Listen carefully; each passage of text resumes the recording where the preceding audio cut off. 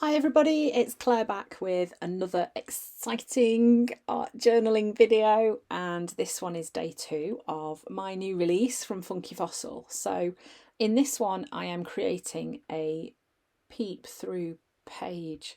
It's got a circular window in it and you can peep through to the page behind. So again, I'm using one of my paper doll stamps and I'm stamping it onto some mixed media paper.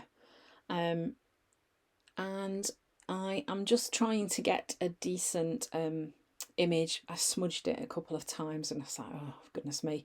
I didn't want the bottom of the stamp because I wanted to extend it a little bit, make her a little bit taller. So I was trying to make sure that the line wasn't on the bottom of the stamp, so that I can just cut her body a little bit longer than the stamp is. So just carefully cutting her out.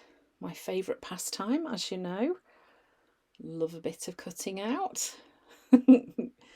Yeah, so you can see there I've just made her body a little bit longer. So particularly with this design from the paper doll stamp set, it's quite easy to do this because there are some more little butterfly stamps with this set that you can just stamp onto the bottom of the figure if you wanted to.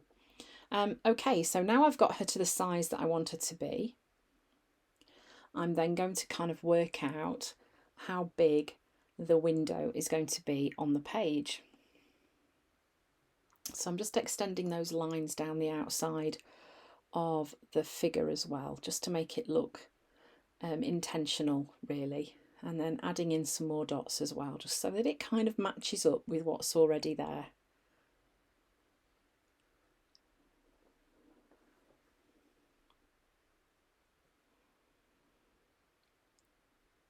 So this is a circle maker. Can't remember where it's from. It is really useful. As long as you hold the outside really still, you can spin round the centre and draw a circle. Now I also have a tool similar to this that has a little blade on, and as you spin it round it will cut the circle out for you. That's a little bit more difficult to use in my journal, but anything like this is really quite useful. But if you haven't got something like this, you can just draw around something that's the right size of circle, like a mug or something like that. So him just making sure that I've got it the right size. Then I'm going to pop my little cutting mat and use my scalpel knife with a brand new blade in, which is incredibly scary to change, but this is the best knife that I've found for this at the minute. For using in the craft style journal. Although one of my children did show me one that had got like a moving blade in it, so I'm going to have to try and invest and play with one of those. Invest in, rather. So I've cut the window out. I've started storing my stencils that I've designed in a little folder like this. So these are all my Funky Fossil stencils so far. So I'm grabbing my Wonky Hearts one. And first of all, I'm going to add some rainbow stripes onto my page. So I'm using the usual colours. This is like ruby, tangerine. I've sped this bit up because I don't know how many times you will have watched me paint rainbow colours. You know this bit off by heart, I am sure. So yeah, ruby, tangerine, lemon, lime, turquoise. Now, normally at this point I would use orchid, but I've run out. So this is magenta, and then blackberry, and then I used fuchsia just to finish off the rainbow because I had a space I wasn't expecting to have. This is my brand new circle stencil, also from Funky Fossil. Absolutely love this stencil. I think it's going to be one of my favourites.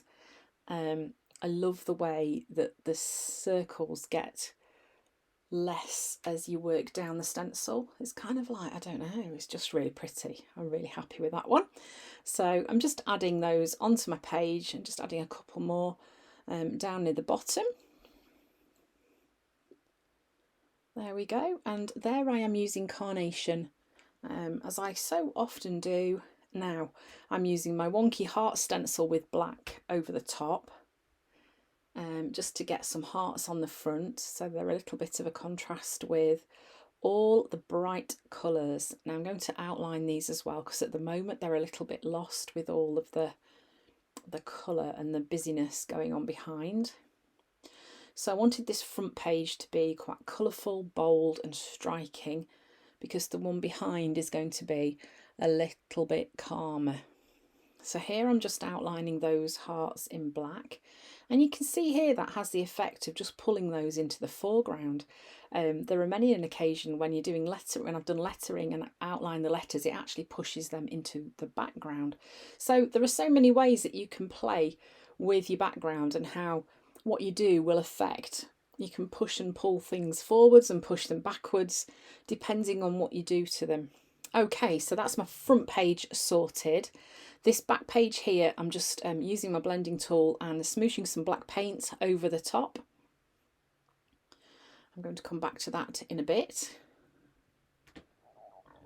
I think, or do I do that next? Can't remember. Yes, I do.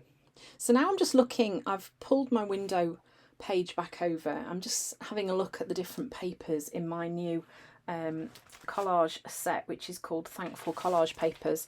I'm just slotting ones underneath just to see what's going to work best, and I end up plumping for this one, I think, which is one of my favourites. I love those colours. So so my figure's going to sit like that. And you can kind of see how this is going to start to come together.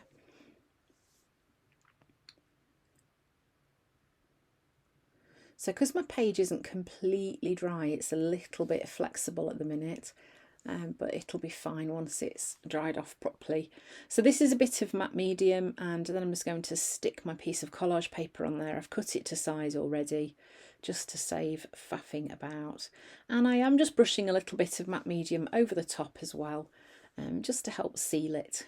Okay, then my figure is going to pop on the page too. So I'm just using some scribble sticks and collecting some pigment using this water brush and adding it in to the butterflies, just to give those a little bit of colour.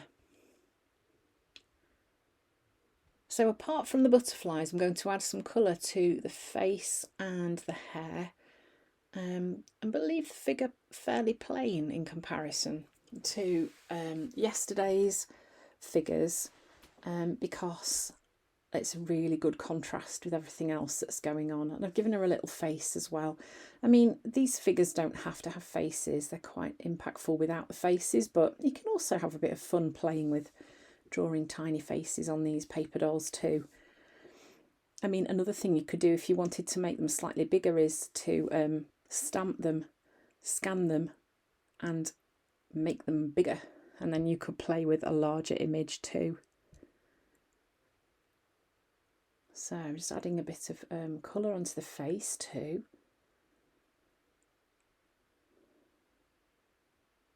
Now then, in the collage paper pack there are also little add-on elements as well. So there's crowns, wings, there's quotes as well. There's all sorts in there, and also little collage elements that you can cut out and use to build up an interesting collage on your page too. So here I'm going to give her wings, and she's almost got a bit of an angel feel, hasn't she? So I think the fact that I've left her white. So I'm using this text stamp from Natalie May Scrapbooking, and I'm just stamping some words across here, some text. I really love how that looks, and then those are going to be stuck on there like that. Just use a bit of double-sided tape initially, just to kind of get everything where I want it to be.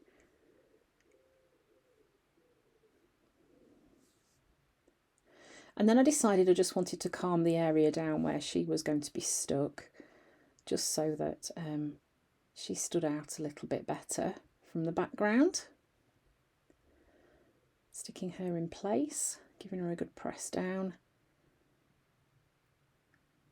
and then making sure she's grounded on the floor, even though she is touching the bottom of the page. Now then, here I am using another brand new stamp, which is called paper butterflies.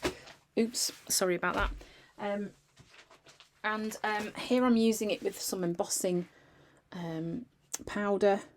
This is a white embossing powder, because I just thought that this page with the black on just needed a little bit of something going on.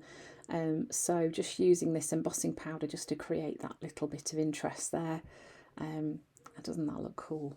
This oh, and I've also added some splatters over the top of that as well. So this quote that I'm using here is also from the collage papers, and that's just stuck in place up there. And then I was going to put the word fly down at the bottom left and decided I would use my new alphabet stamp set and stamp the word fly using that instead, as it fit perfectly in that little space down at the bottom.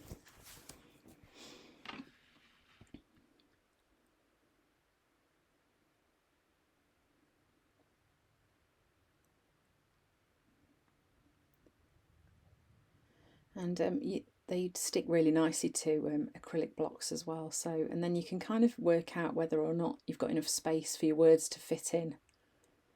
I think if you're unsure, I'd always stamp them onto something first before you stamp them on, rather than stamp them on your page, because you always run that risk that that's our little dog, bless her. She's obviously seen something in the garden. You run the risk that A, you might not stamp it properly and you might end up with a dodgy image, or B, there might not be quite enough room. So it's always a good idea to stamp onto something else first. So I have stamped that in place. Then I decided I would just outline those quotes and help those to stand out a little bit from the background too.